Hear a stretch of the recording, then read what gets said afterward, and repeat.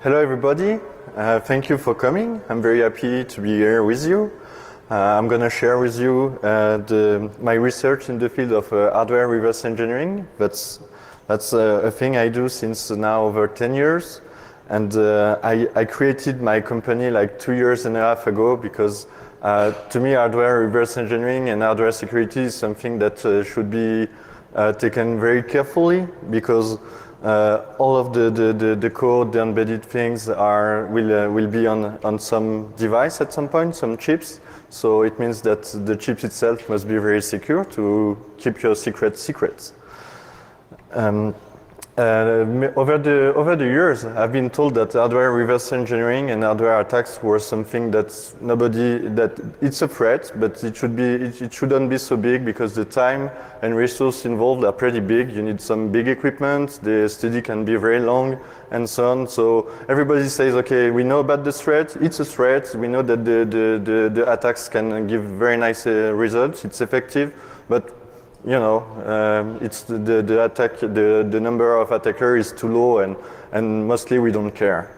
And this reflects also in the evaluation criteria for the cards, because for the same reason, time and resources, the criteria doesn't take care enough for me about this kind of techniques. So that's why I created my company, because I wanted to investigate two things. So first of all, what can be done with hardware reverse engineering in terms of piracy, in terms of hardware backdoors, in terms of IP theft, in terms of obsolescence too. And at the same time, I wanted to experiment on it. And I was sure at the time that we could make the time and resources reason disappear, because that's the point. I think we can analyze hardware pretty fast, and that's the subject of this talk. So for this talk, we will demonstrate a group of pirates will attack this card. So this card is a pay TV card, so we will talk a bit longer about that. But the goal for the pirates will be just to, this is a black box for them, you know, they take the card, they just remove it from plastic and just have a look on it, you know, and say, okay, so we have a card, what's the architecture, we don't know about it, and what's inside the memories, so they don't know about it, they want to dump it. So we will see today how we can extract these kind of things in a matter of weeks, not months like before, in a black box situation. So I will start with some background before jumping inside the card, you know, just to give you an idea of how hardware security has been taken into account over the years. So the background is we will focus on secure microchips. So secure microcontrollers are all around us in our pockets, because it's ID cards, it's banking cards, it's cards, you know, cards everywhere, but it's also present in video game controllers, printer ink cartridges, and all of the consumables that must be protected to make sure that you are buying the right brand.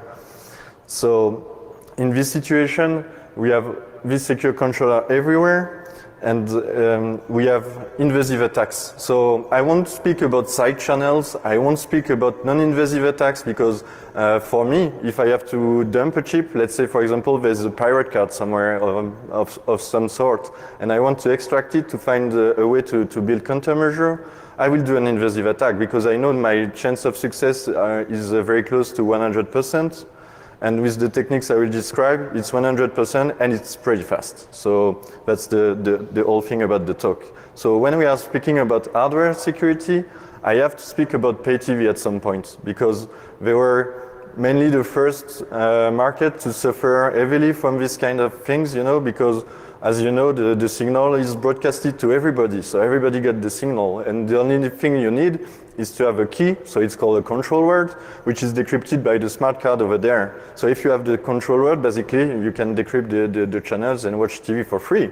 So it didn't take too long to see those kind of device to emulate official cards. So that card is mostly the same as the original, except that it decrypts every channel, and that the expiration date of the subscription is like in 2 years or in 3 years or whatsoever. I think the battery will die before, maybe. Anyway, so as PayTV got this problem a lot, you know, they were the one that were pushing the hardware security scene, you know, And as you can see, in 20 years, in 10 years almost, in 10 years, the amounts of countermeasure and sensors and shield and things like this was growing constantly and rapidly. And so now when we are speaking about smart cards, it's a complicated device. It's not just like before where you can open the chip, look at it, understand mainly how it was working and just try to extract it. The thing is completely different. Now it's pretty hard. But at the same time, so pay TV was pushing the security, the hardware security market, but we are seeing like a straight globalization right now. So it means it's not only pay TV who has the problem of piracy, because piracy is just one thing, but there is supply chain security, which is of major concern, because most of the people design chips, but they don't build them themselves. They send that to a chip fab somewhere, and they got the chip back, you know. And they can't know if the chip they got back is the one they designed, or if there's a backdoor or something. So that's a critical issue. But also, if somebody is able to reverse the card, he could steal some IPs or stuff, you know. So the security on the card must be very big. And the biggest thing that I see coming, and it's already there in a way, it's counterfeiting, because pay TV is a small market, you know. But if you can now clone any ink cartridges or any consumable whatsoever, you know, you are reaching a mass market, and for pirates, it's the way to go. So at the same time, we have the Internet of Things who is coming and fast. And it's the same thing. We will rely on secure microcontrollers that will be all around us. And it will push the security demand when the pirates are already doing counterfeits. So you see that it could be a real critical issue. So anyway, so that's just for introduction, but let's jump now to this little card. I will first explain the approach we were taking for this talk, because it's a research project. So it's a research project that we wanted to be as close as possible as a pirate scenario. So this card for me was a black box. And I choose to spend not too much time. I choose to try to look at a pay TV card, because it's supposed to be a very nice card, and it is. I mean, this card was on the field for, I don't know, more than 7 years, never hacked, and nobody was close to get to it, you know, so that's pretty cool. But if you're asking me now which specific vendor this is, I won't give you the answer, but I can just say that what I will present today is applicable to any smart card, any secure chips. Almost from smart cards to SoCs, you know, complex SoCs. So if you have an SoC, of course, it's a bit more work, but it will be still the same approach, and you can do the same thing. So what I want to focus on will be the analysis method, because when I was starting this 10 years ago and we had to extract a chip, it was pretty funny, because we had to take pictures with a microscope, you know, put the pictures together, and then we were tracing lines by hand, you know, with Photoshop. And it was pretty painful, and it was pretty time consuming. And at some point, Photoshop was crashing, or it took 10 minutes to save a picture, or your computer was too old to not enough RAM, or whatsoever. It was pretty hard. So we choose the whole process, and that's what we are talking about. We will also talk about the chip preparation, because to me, that's not the biggest part, but it's a big part. If you can prepare the chip well enough, it will simplify your life for the rest of the analysis. So the first step for this is failure analysis techniques. So it's sample preparation. So we have like the integrated circuit, we want to deprocess it. So the integrated circuit is like a stack which is like 10 microns thick with interconnect layers and transistor at the bottom, you know. And we want to image that. It's a secure IC, so I expect to be a technology that is already quite small, not the smallest one, but like 90 nanometer or maybe a bit below. And when we are talking about this feature size, it means that we can't rely on optical pictures anymore, because you will see it's not feasible to trace line on optical pictures because you see nothing. and then the assisted analysis, which will be the main part of the talk. So I opened the card and I was looking at the material, and when I was removing the plastic, I removed also the passivation, which is an oxide layer on top of the chip to protect it, and the chip was looking like white, so it's already an information. The chip is made of aluminum, and it's a technology that I like a lot because it gives you a choice for the process, which is pretty straightforward. If the chip is aluminum, the via are made of tungsten. And this difference in material gives you the ability to etch the aluminum, and the tungsten will not be etched away. So it means you can reach this kind of pictures where you have like three colors. The black is the traces of the lines. Lines are not here anymore. We just see the profile of them, you know. The white is the via going down to the layer below. And the rest, so the gray thing, will be the oxide around the lines. So it means that if you have this kind of things, maybe you can, you know, threshold the thing and separate the features and automatically detect them. And that's what we will do. So once you did this DeProcessing, you will make some imagery. So on the left picture, you have an optical picture of the chip, and as you can see, it's very hard to follow a line because we see like big blobs of many lines, and if I want to trace one, you know, it's almost impossible. And it is with modern chips. On the right side, you see a SEM picture, so scanning electron microscope picture, and what we see is a standard cell. And you see that the polysilicon gates may be like 90 nanometer wide, and it's taking like 100 pixels, you know. So you have enough resolution to deal with the chips, even with the smallest features on the chip. So the chip we are looking at have like 5 layers. It has a shield too, but I won't show you the shield for a simple reason. It changed nothing in the analysis process, and from my experience, I don't know a very nice shield. I don't know a shield that I can't bypass or that I can't just go between the lines or something. So I won't speak about shield. I will just speak about the core and all the things. So we have like the 5 metal layers. So the poly picture, on the poly picture you will see the active areas in gray, polysilicon lines, so it's the thin lines on it, you know, and the white via that are going up to the metal 1 layer. Metal 1 layer, so as I said, I removed the lines, so we see traces of the lines, and the via going down. Metal 2, same thing, metal 3, same thing, metal 4, same thing. So we had like 1,500 pictures per layer, which is like average size for a smart card. It's not too big. It's already big. I mean, you need a big hard drive, but it's not the biggest thing on earth, you know. So the fact that we moved to SEM pictures is something that gives us a lot of trouble.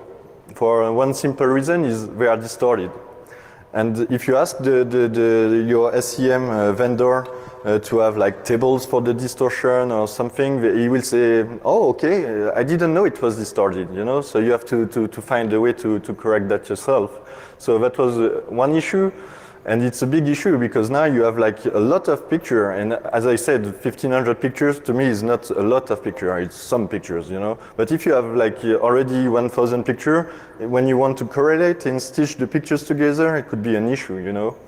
So it's an issue for aligning the pictures together, but now you have to align layers also together, and you know, it must be accurate enough that you can trace the signal inside the core of the chip, deep inside the core of the chip on many layers, and this can be tricky. And on top of that, you have the standard cell. So I wrote gates here. I should have written standard cells. When I was learning electronic, I was taught that this was gates, but chip vendors say standard cells. So I'm sorry for this. But anyway, so we have all this problem, and for us the solution was to write like a tool. So that's what I did. I was writing a tool, so it's called Ares, automated reverse engineering software, and it's made to address all of these things, you know. So it's made for extracting the features, but also create the images together, make the stack, and now you can trace the things inside, display a graph, and so on. So that's what we will do.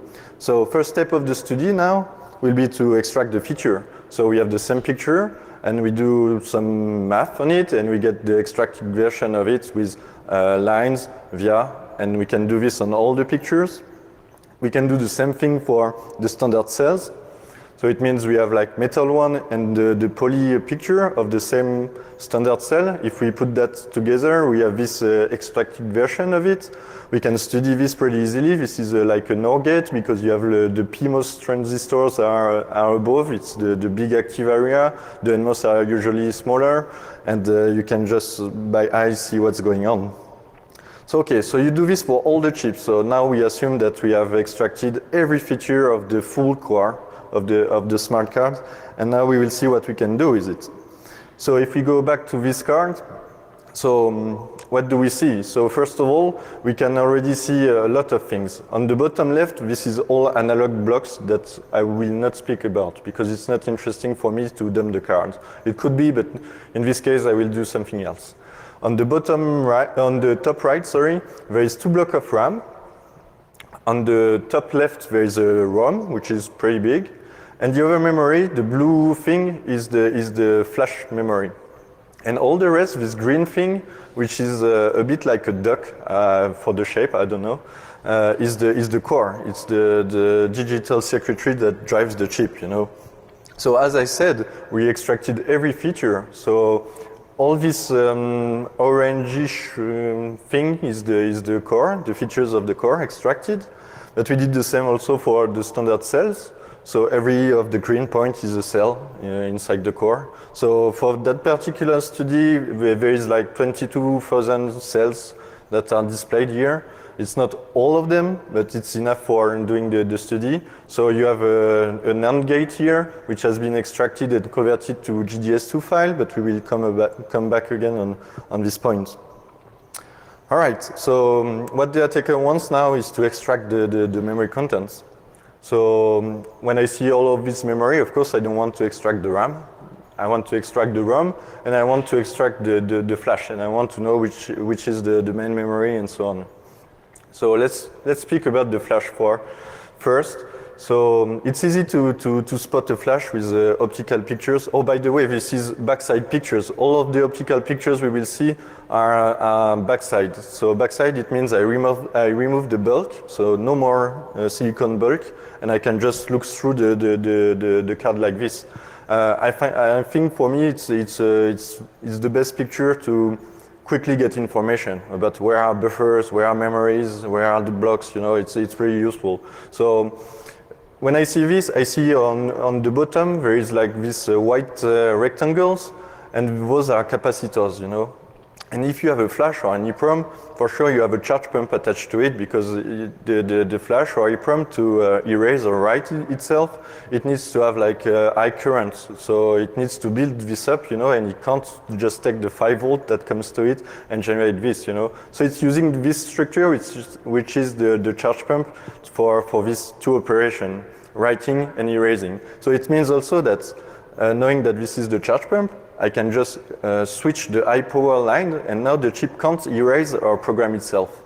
This can be very useful because in most cases, for example, if you cut the shield and there is a security interrupt triggered, but the charge pump now can't erase the flash, there's nothing that can prevent you for just doing a reset and starting again, you know. So it's pretty useful to know where the charge pump is because it's something that you can easily cut to avoid like chip erasure when the security interrupt are triggered. All right, so this is the flash. So I want to read it now. So I need to find the output buffers. Output buffers are over the top of it. So you see like these little rectangles repeating, and you can see on the zoom-in version the thing. And so I said backside picture are interesting because as you can see, we can still see at least, I would say, 2 or 3 metal layers beneath. So the interconnects, we already see it, you know, and that's also a good thing, you know, because I can quickly spot where the output of this thing is, you know, and I can already trace it, you know.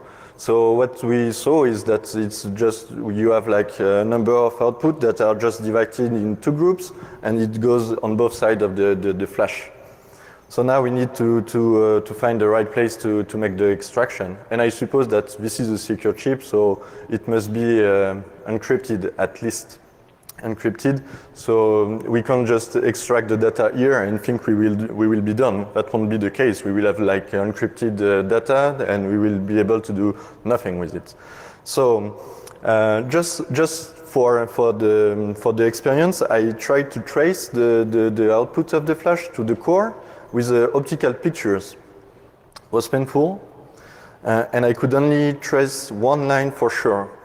That line was going inside the core, so that's the line arriving inside the core, but that's the only one that I could trace to the core, you know, and it's a bit frustrating. And that was the stressful part of the study, you know, because, okay, I will give a talk at Black Hat, and now I don't know where the flash arrives into the logic. That's pretty bad.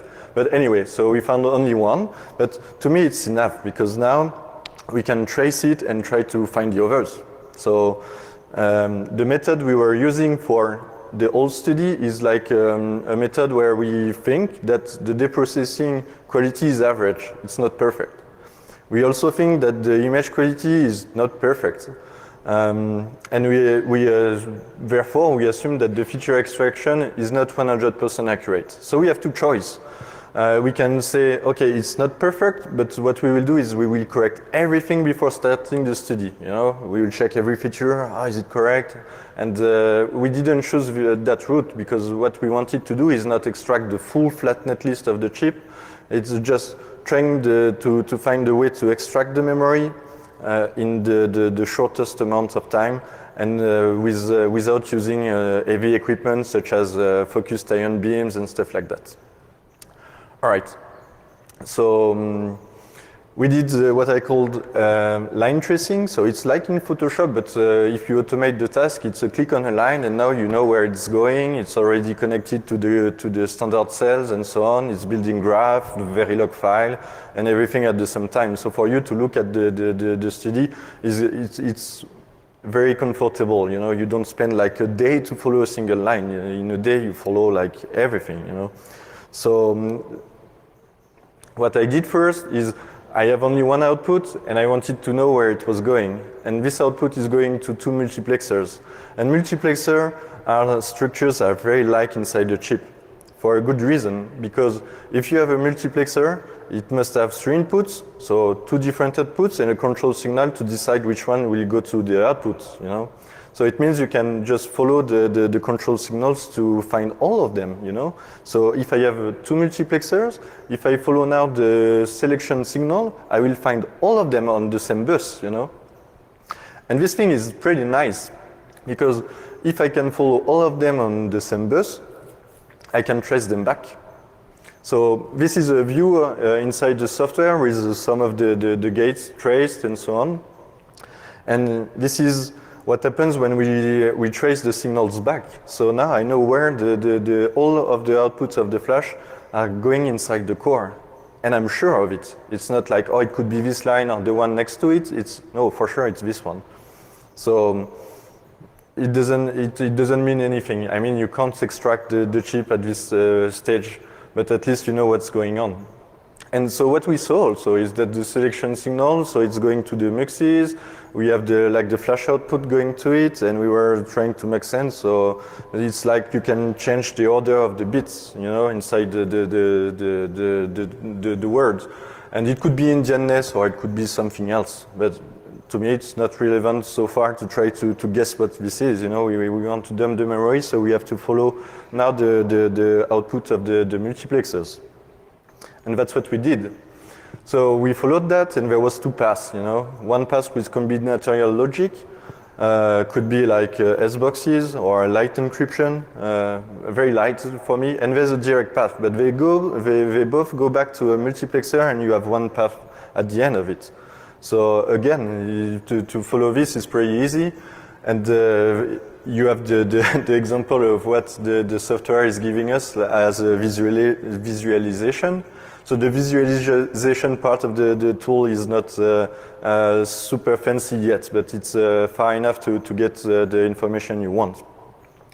Anyway, so after a day of work, and I say a day of work, we get to this point where we followed the two paths coming to one, then there is another mux, then there is also combinatorial logic, so it could be also scrambling something as boxes, and then we have like registers.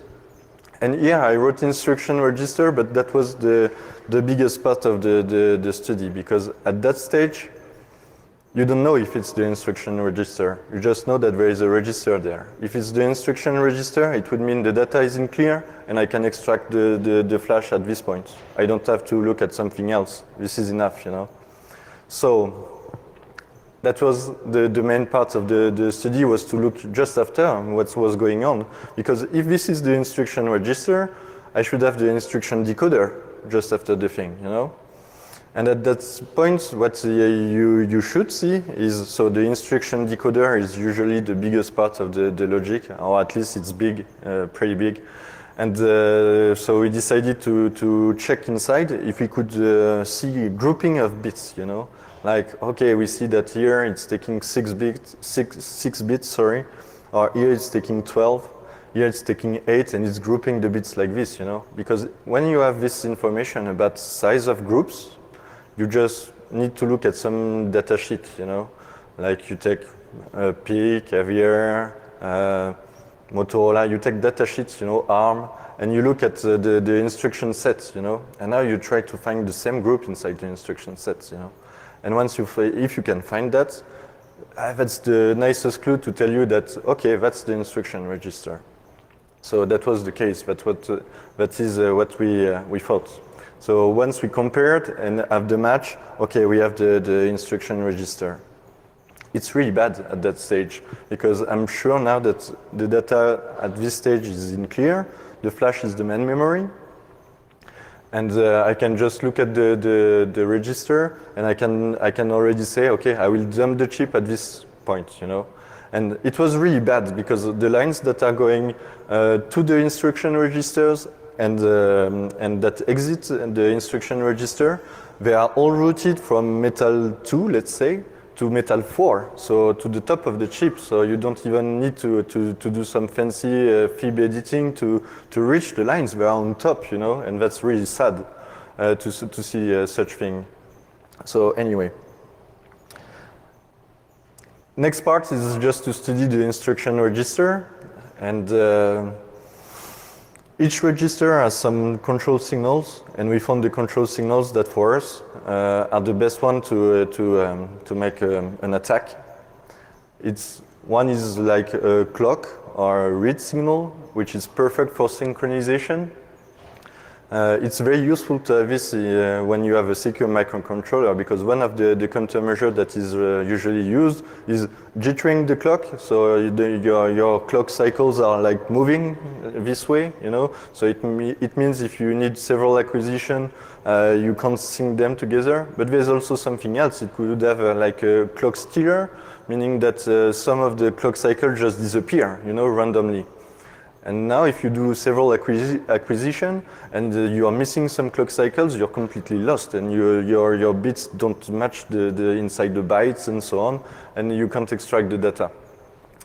But if you have this signal now, you can just dump the chip, and you have like a tick, like a clock, to tell you when to sample the data and when the data is okay, you know. You have also another thing, like the enable signal. Enable signal is the signal I like the most on this on registers, because it prevents the output to be updated. So it means that I can completely lock the register in a state. The output will not move, whatever happens at the input. And so we have synchronization, an enable, and we know that the data is in clear. So at that stage, we know that we can make a linear code extraction. So linear code extraction is very, I mean, it's an old technique. It's a very old technique. Before, people were just cutting lines and shortcut them to the ground. It was enough to dump chips. So now it's a bit more tricky, but if you can play on the enable signal, you can start to be linear at the position you want. So the whole point of linear code extraction is to extract the full memory content in the address order, you know. So it's address 0, let's say address 0, data, address 1, address 2, address 3, and so on. So you extract the full memory like this without any problem. So what happens usually now is that the chip will not start at the address 0, it will start at the end of the flash with a jump to somewhere in the beginning. So you don't want to be linear at the beginning, because otherwise you will get just the end of the flash. So you want the chip to be able to jump to the beginning, and now you want to trigger the linear code extraction. And that's where the enable signal is very important. I didn't mention that, but you can also, so I put 4 needle linear code extraction. You could do it with 3 needles, but if you do it with 4, it will give you extra redundancy to sync the bits. So it means for the extraction, you will have 1 needle on the clock signal, which will be for sync. 1 signal on the enable signal, where you will play with it actively to trigger the linear code extraction. And then 2 needles on the data bus. 1 will be fixed, and the other will move on the lines. So if your processor is like 8-bit wide, you will do 7 acquisition. If it's 16, it's 15, and so on. So flash is extracted at this point. It's just a matter now of going to a fib and do his thing. I just want to show you an old chip, just to compare, you know, because when we speak about old chips, the whole thing is different. You know, we have like the EEPROM at the bottom. On top we see multiplexers. It's very easy to spot just looking at the lines and the way they are structured. And on the top of the picture we have the core. We can also very easily see that it's the core because it's all messed up, you know. And in between we have like the structures, 8 and 8.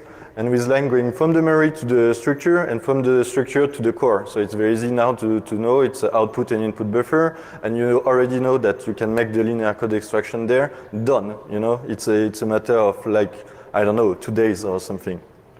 But that's not what we have with modern chip, where we have to jump inside the core and check, you know. So when we have to go now to the fib to really extract the contents, it can be problematic, you know, for many reasons. So I spoke about shields. So even if I don't think that shields are good, it's still something that is preventing you to reach the lines very easily. Then, depending on the lines you want to connect to, you have to go from the front side or from the back side. And backside edit can be very difficult to do because it navigates inside the fib with the chip silicon substrate visible only. Could be tricky because you have no reference point and you have to create some and so on. But going from the front side with modern chip is the same, in fact, because people just planarize the chips. So it means they just take like a polishing machine, and at the end of the process, when they deposit the last oxide layer, they just make it flat, you know. So inside the FIB, a flat surface of oxide is just completely dark, you know. It's just black, you know. So the good thing with the method we were using is we extracted every feature of the core. So we turned that into a GDS2 file. So GDS2 files are the files that are created by the chip manufacturer for just manufacturing the chips. So we have like those files, and those files, you can just put that inside the machine, you know. And now you navigate with this overlay, so you precisely know where you are, where you want to go, what you want to reach. So it makes your life very, very easy. I remember in the past just digging holes to try to find like places I can connect to, and it was very difficult. When you have this kind of ability, it's like it's very comfortable. So anyway, so with all of this, flash extracted, check. So let's look at the ROM now. So the bits in a ROM could be anywhere, you know. It could be dopant, it could be via on between the active areas and metal 1, or between metal 1, metal 2, or whatsoever. It can be anywhere, you know. So the thing to do is just look at every layer and see if you see a difference. If you don't at the end of it, you know that the bits are coded as dopants. So I read somewhere that people could do backdoors on an integrated circuit with dopants, and that this is impossible to spot.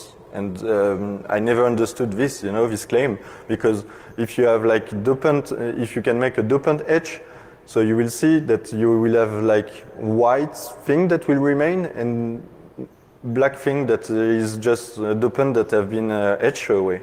So it makes a difference now between the kind of dopants, so you can read it. So it means that at this stage, we can just extract the raw bits. We don't know if it's encrypted or in clear, so we can check that, but at least we can extract them. So we used the tool, and we did the same thing that we did with the flash, meaning that we just traced the signal and we just looked what it was doing. So the RAM is encrypted, and this we knew since after 2 minutes of the study, because we found some XOR gates, everywhere, and it's a good sign. I mean, when you have XOR gates, you have an encryption almost for sure. So we could also check several things. We figured out that the ROM and the RAM, I will talk about this later, sorry. But we found out that on the same path we had muxes and we had flip-flops.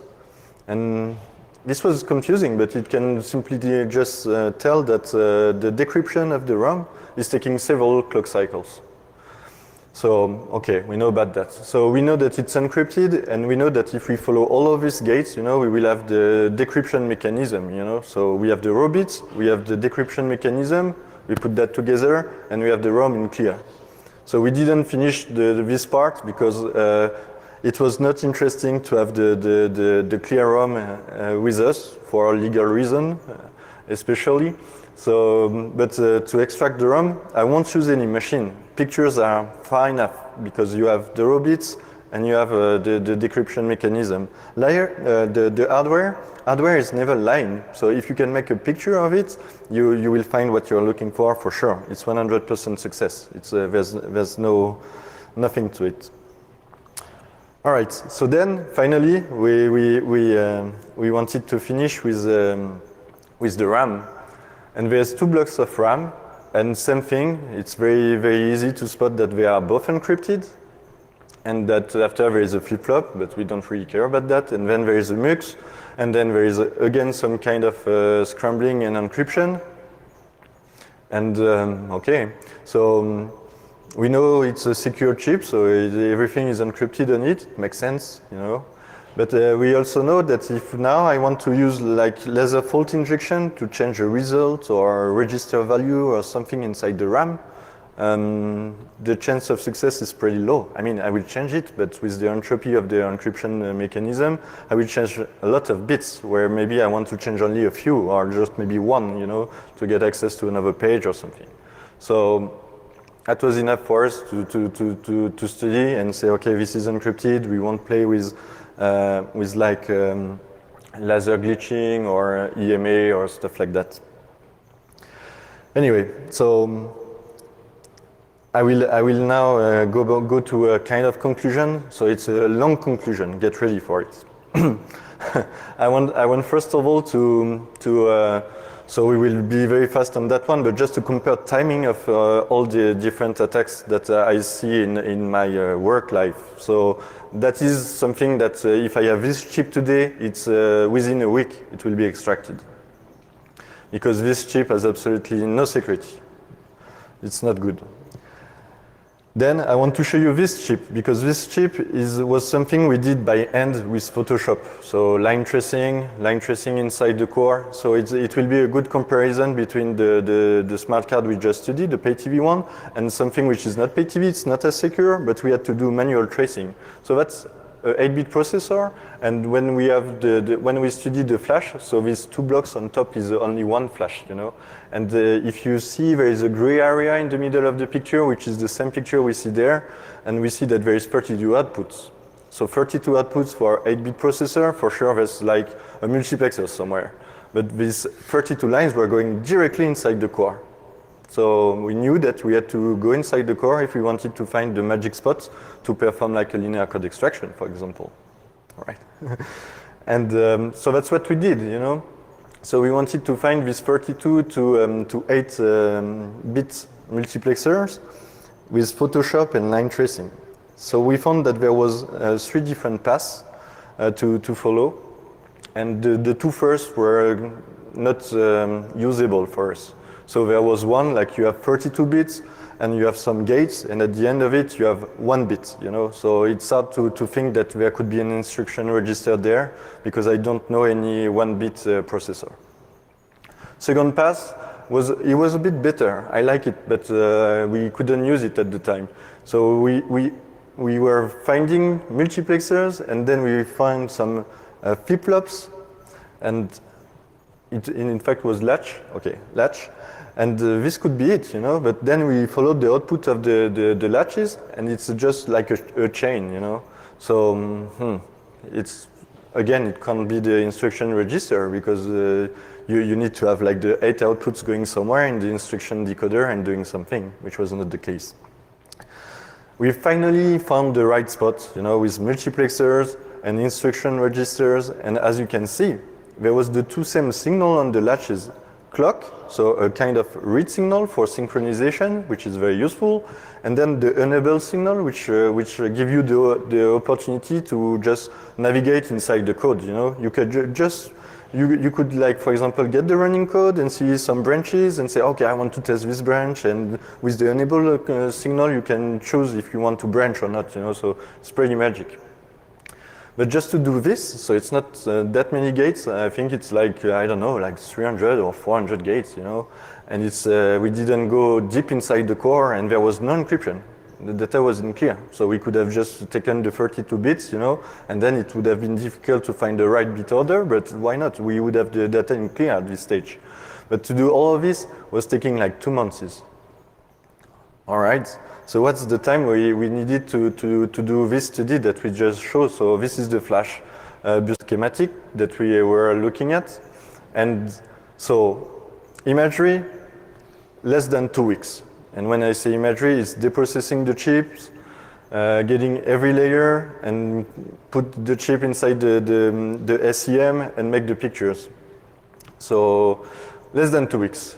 Then feature extraction, less than 2 weeks. And we did some check, you know, to make sure it was right enough to work with.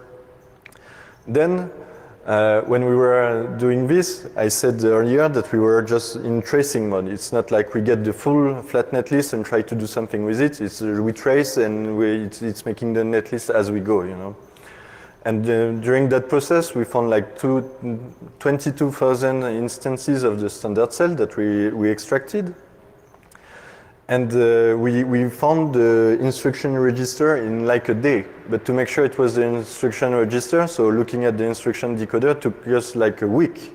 And it was the longest part of the study. So this whole study is like almost nothing. You know, it's if I remove the imagery and deprocessing parts, it's like 3 weeks and a half, you know. In 3 weeks and a half, a chip which is supposed to be super secure, which will be in the field for 10 years, will be extracted.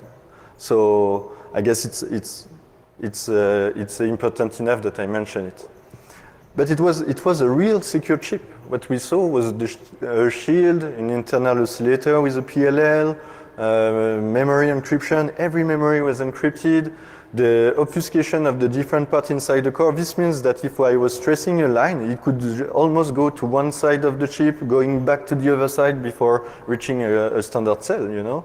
So you have a part of the encryption which is here on one side of the chip, when the other part of the same encryption is like a few micrometers away. And when I say micrometers, it's big for the chip, you know. So was the thing. So if we had to follow that with Photoshop, I expect the time to be like 6 months or so, you know, something pretty long. Then linear code extraction, I have to say that this method is still working and that it will still work for some time. There is some countermeasure, I saw some countermeasures, but nothing that you can't bypass. The ROM, you can read it just based on the pictures.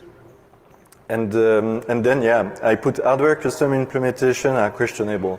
I don't know if at some point in the process, because I'm sure this chip has a crypto processor, and I think the ROM is made for it.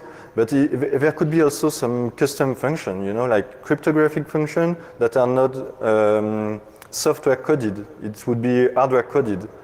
But as you can see, you can trace lines, but you can also generate netlists. So it means that if you can find it, and to find it would be like following the ROM a bit more and see where it's branched to something that looks like either a state machine or another controller. And if you can find that, now you can just start to study the custom hardware function. And again, if the chip is on the field for a year or more, you will have a lot of time to study that and to find a hack and produce an exact clone of the card. All right, I will end up with the process. So the fact to automate completely the process of the hardware reverse engineering on this card give us the result to be as fast as I was saying before. Like the real study was less than 2 weeks, you know. And the factor of improvement compared to the Photoshop manual line tracing is like I don't know. It's hard to describe, but it's more than 15. It's huge. And this method is also opening doors. And this is something that for sure I will investigate later. It's, for example, now we have a GDS2. And on my GDS2, I have like a layer which is called active, and it's only the standard cells, you know. And now I can filter the thing I can filter cells on the GDS2, for example, just to see registers or latches. And if I can do that, it means that now if I come with a semi-invasive attack, EMA or laser fault injection, I can just focus on these spots. Because I know that if I put a laser, for example, on top of a combinatorial logic, I don't expect much to happen. But if I do the same thing on top of a latch or a flip-flop, the effect will be more powerful because the value will stay, you know, for the clock cycle, and I will be able to propagate it. So it means I can reduce the attack surface by a factor which is just huge and do the thing like that. But it's not the only doors that are open with this kind of methods, and I don't know, but I hope I will be there next year to show you some more hardware thing. So thank you for your attention. If you have any question, there is a microphone there, but we have like 2 minutes for it. But I will be available right after if you have any question, and we can discuss together if you want. Thank you.